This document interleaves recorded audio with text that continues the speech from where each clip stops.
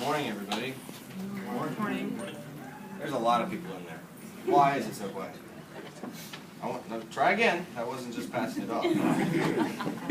Morning. Morning. That's better. I want to make sure I'm awake to hear what's going on. Okay, so what I want to talk about is, we're called, as Christians to follow Christ, right? And we're called to strive and to push to grow and be closer to God and be more God-like, right? And when we do this, we have to remember that this goal or this thing we're trying to achieve is kind of impossible for us because we're human, right? We're going to fall, we're going to fail. But just because we know that we're not going to make it there, does that mean that we shouldn't try to get there? And then also we need to keep in mind that, even though we're not going to make it there, and we know we're not, but we should never stop trying to get there.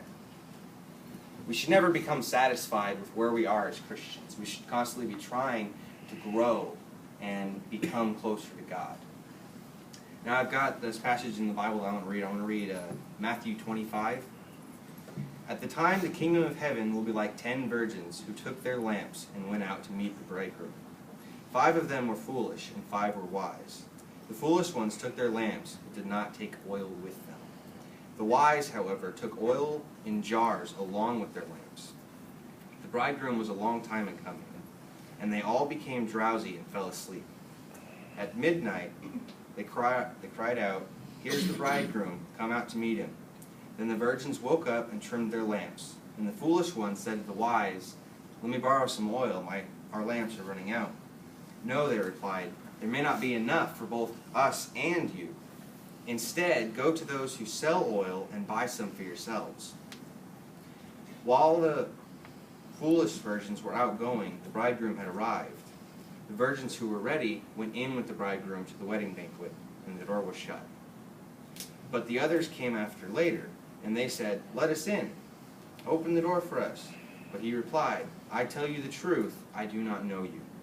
Therefore keep watch, because you do not know the day or the hour." Now this story was probably very relevant when it was written, but we don't really have a tradition like that that's still going today. So when we think about this story, what I want to think about is we've got these foolish virgins and the smart virgins. We're all Christians. They start off the same, they start going, they've all got the same chance. But they fall asleep or they fall and sin. The difference here is starting with the foolish ones who don't get back up. They don't start striving. Once they fail once, they figure, well, what's the point? And then the wise ones, they get right back up. And they start going at it again, trying to strive to be godlike and holy again. Now, unlike these foolish virgins, we should try and get right back up and keep trying, even in those times when our faith is being tested. In fact, especially in those times when our faith is being tested. Now, we have other great examples in the Bible to show us what we should live up to be, what we should be like in our walk with God. We've got David, right? He was a great Christian, man after God's own heart. He sinned too, right? He fell, but he got right back up, didn't he? He started pushing and striving again to be more like God. And then we also have another example like Peter. Peter, really close to the same thing. He was a great Christian, and he failed. He sinned. He completely disowned God 3 times, right? And then when God came back 3 days later, he rose from the dead, he asked him 3 times, "Do you love me?"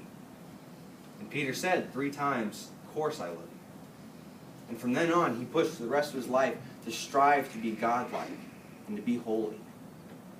And then we also have stories in the Bible that tell us that trying to be holy and be like these wise virgins and preparing for the things that we don't know is going to happen, we're not always going to get gratification for that.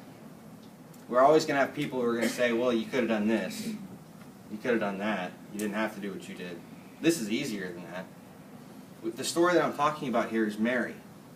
Whenever Jesus just came back from raising Lazarus from the dead, Mary's cleaning his feet with oil, right?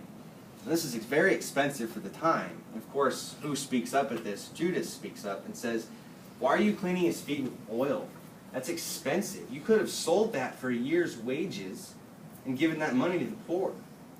But no, Mary decided to send and tell everybody that God was more important. She was going to give all she had to God first. Now, I do have one more example that I want to talk about, and this is the biggest example in the entire Bible. It is the Bible school answer. It's Jesus, right? He gave us the ultimate example. It was a better example than Mary's, than Peter's, than David's, and the virgins. But when we think about their examples and what we need to strive to be like and be able to do, we need to keep in mind we're not going to get there. But that doesn't mean we shouldn't try, and that doesn't mean we should stop trying. We should never be satisfied with where we are as Christians. We should always be pushing to be prepared for the things we don't see coming and not give up and fall short. And I've said this a couple times, but I'm going to say it one more time because I think this is very important. We shouldn't be satisfied with where we are as Christians.